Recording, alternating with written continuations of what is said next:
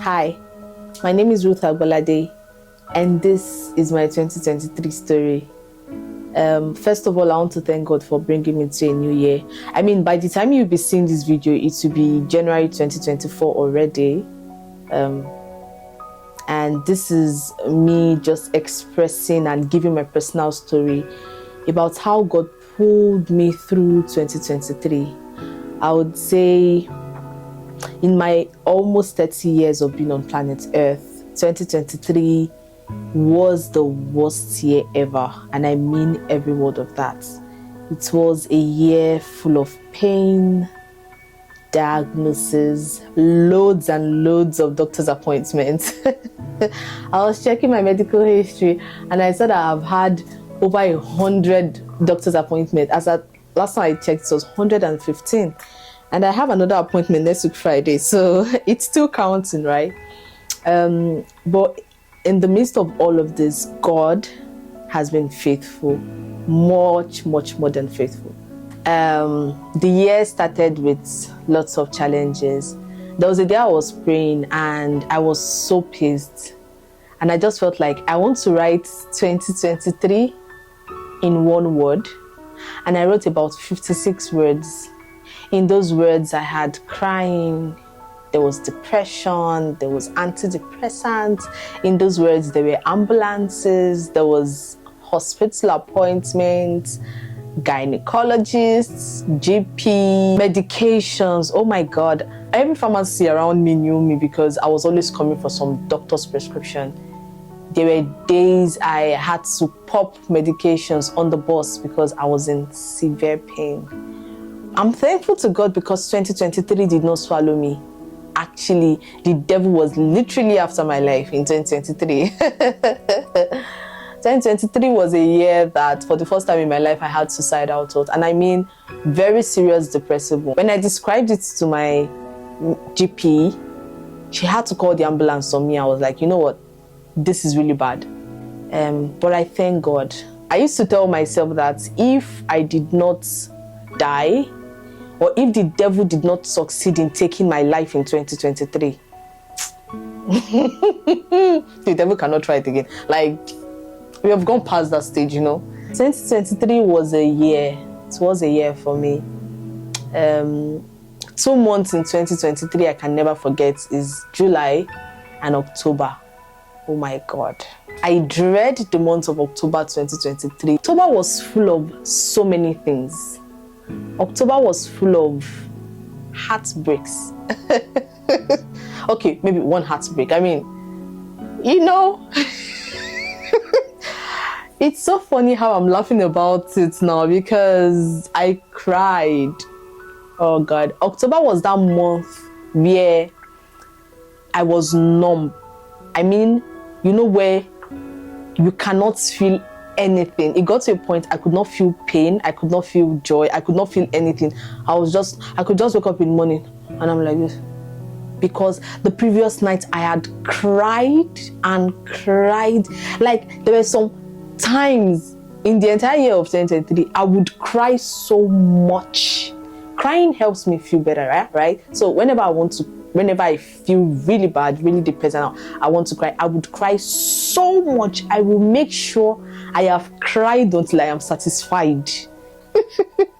I would cry for hours. And by the time I wake up in the morning, my face will be swollen, my eyes will be sore. I won't be able to lift my eyelid because I just spent the previous night crying myself to bed. It's only my pillow and my duvet that can really tell the true story of what happened to me in 2023. Because, man, I screamed into my pillow. There was a time I had to call one of my friends because I'd just been to my university. I've done everything. I've written all the mails. I've met the people that needed to be met. I've spoken. I've talked to people. I've done everything in my human power. And yet I was getting the negative reports. And I just came back home. I mean, people that saw me on the road that day, you just see me smiling. You know, even when you see me in church, I'll just be smiling and bubbling. But look, this is just a testament to tell you that the least you can do for people is to be kind. People are fighting loads and loads of battles that you don't know. There were some people that said awful things to me in 2023, and I would just smile or ignore or see the chat and just walk away, because if only you know 1% of what I'm going through, you may not say what you said, right? But in all of this, God has been faithful. I remember one time I was on the bus going to a city close to me, and I was speaking on the phone with my pastor, and he was asking me, oh, so what's the update? And I was giving him all the updates. Of course, the updates were full of negative emails, rejections, everything was going down. I was spending money.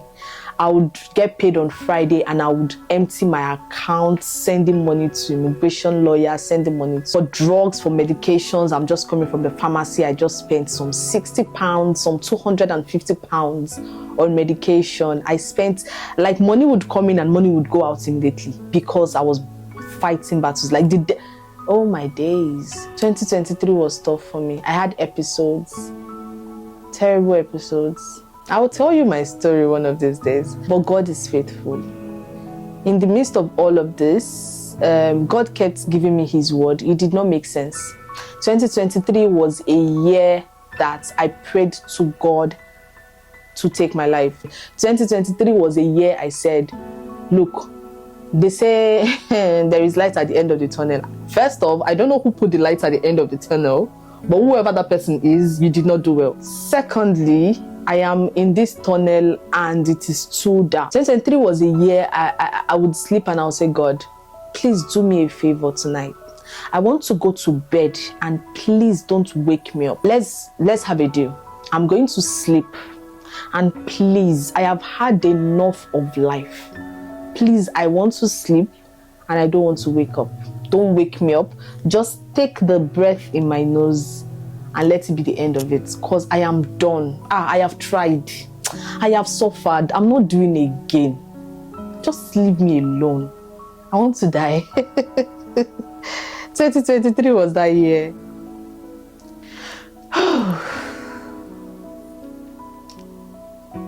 I promise I'm not going to cry.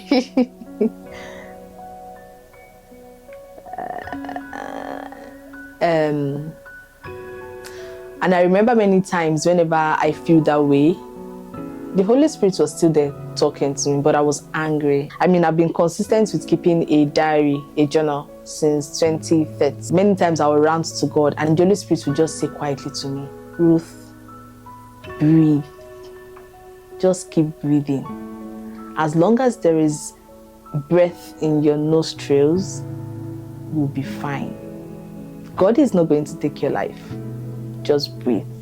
There was a day I was in the bathroom. I was in the middle of this terrible pain I used to have. And I was asking God, I said, why? Why me? You could have picked another person. Okay, they used to say, oh, God gives his greatest battles to his strongest soldier. And I told God, I said, God, I'm no longer your soldier. Can you take me off the soldier list? Recruit another soldier, because I'm not doing.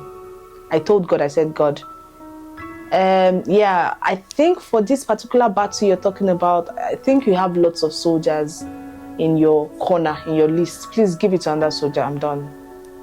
And I cried bitterly in the bathroom that day. I said, God, I am not doing again. I don't know whatever it is you're doing. I'm not sure. It doesn't make sense. Many times I'll tell God, I said, God, make it make sense.